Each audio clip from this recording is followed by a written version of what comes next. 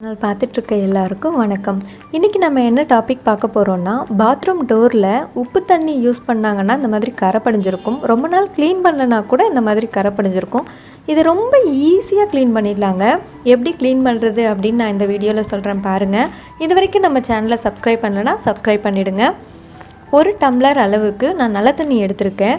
உப்பு தண்ணி எடுத்துக்காதீங்க, ஏன்னா நம்ம க்ளீன் பண்ணுறது உப்பு தண்ணி கரையை தான் க்ளீன் பண்ண போகிறோம். அதனால் நல்ல தண்ணி எடுத்துக்கோங்க, அதுதான் பெஸ்ட்டு. வினிகர் ஒரு மூடி அளவுக்கு ஆட் பண்ணியிருக்கேன். கொஞ்சம் எனக்கு பாத்ரூம் டோர் ரொம்ப அழுக்காக இருக்கிறதால இன்னும் கொஞ்சம் எக்ஸ்ட்ராவே நான் வினிகர் ஆட் பண்ணிக்கிறேன். உங்களுக்கு கரை எப்படி இருக்கோ அதை பேஸ் பண்ணி நீங்கள் ஆட் பண்ணிக்கோங்க. அதுக்கப்புறம் பேக்கிங் சோடா அப்படி இல்லைன்னா ஆப்ப சோடான்னு சொல்லுவாங்க. ரெண்டுமே ஒன்று தான். பேக்கிங் சோடாவாக இருந்தாலும் ஆப்ப சோடாவாக இருந்தாலும் ஒன்று தான். இந்த அளவுக்கு எடுத்துக்கோங்க. அதாவது ஒரு ஸ்பூன் அளவுக்கு நான் எடுத்திருக்கேன். இந்த பேக்கிங் சோடா, இந்த ஆப்ப சோடான்னு நான் சொன்னேன் இல்லையா, ஆப்ப சோடா இந்த மாதிரி காட்டியிருக்கேன் பார்த்துக்கோங்க. ஆப்ப சோடாவை ஆட் பண்ணும் போதே இந்த மாதிரி ரியாக்ஷன் நடக்கும்.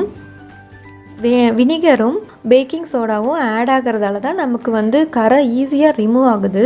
இது ரெண்டையும் ஆட் பண்ணிவிட்டு நான் ஸ்ப்ரே பண்ணுறதுக்கு ஈஸியாக இருக்கும் அப்படிங்கிறதுக்காக இந்த ஸ்ப்ரே கேப் போடுறேன்.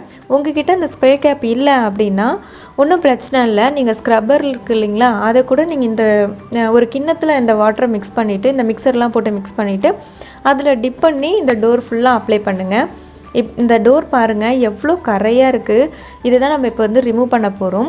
இந்த டோர் ஃபுல்லாக இதை ஸ்ப்ரே பண்ணி விட்டுருங்க.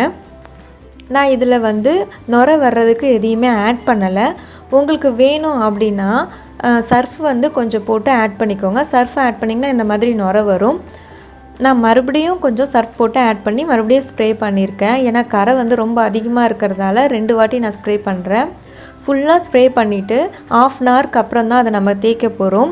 உங்களுக்கு எது கம்ஃபர்டபுளாக இருக்கோ இந்த 3ல் அது எடுத்து யூஸ் பண்ணி நீங்கள் தேய்ச்சிக்கலாம். நான் இரும்பு கம்பி தான் நான் யூஸ் பண்ண போகிறேன். இந்த இரும்பு ஸ்க்ரப்பர் யூஸ் பண்ணும்போது அழுக்கு ஈஸியாக ரிமூவ் ஆகிடும். டோர் நல்லா 1/2 அன் ஹவர் காஞ்சிடுச்சு. லைட்டாக தண்ணியில் டிப் பண்ணிவிட்டு அந்த இரும்பு பஞ்சு போட்டு தேய்ச்சேன். ஈஸியாக போயிடுச்சு பாருங்கள். அழுக்கு பார்க்கும்போது தேய்க்கிறதுக்கு ரொம்ப கஷ்டமாக இருக்குமோ அப்படின்னு நான் நினச்சேன். ஆனால் தேய்ச்ச உடனே ஈஸியாக போயிடுச்சு. உங்கள் வீட்டில் நீங்களும் இதை ட்ரை பண்ணி பாருங்கள். உங்கள் வீட்டை ரொம்ப நீங்கள் நீட்டாக வச்சுக்கலாம் இந்த மாதிரிலாம் க்ளீன் பண்ணிட்டீங்கன்னா. நாங்கள் இப்போ தான் வீடு ஷிஃப்ட் பண்ணி வந்தோம் அப்படிங்கிறதால இதுக்கு முன்னாடி வச்சுருந்தவங்க இந்த மாதிரி ரொம்ப அழுக்காக வச்சுருந்தாங்க. எனக்கு பார்த்த உடனே பிடிக்கல, அதனால தான் நான் க்ளீன் பண்ணேன். நீங்கள் மந்த்லி ஒன்ஸ் இந்த மாதிரி நீங்கள் யூஸ் பண்ணி க்ளீன் பண்ணிங்கனாவே வீடு ரொம்ப நீட்டாக அழகாக இருக்கும். யாராவது கெஸ்ட்டு வந்தாலும் ரொம்ப அழகாக வச்சுருக்கீங்க அப்படின்னு சொல்லிட்டு ஒரு நல்ல இம்ப்ரெஷன் உங்கள் மேலே க்ரியேட் ஆகும்.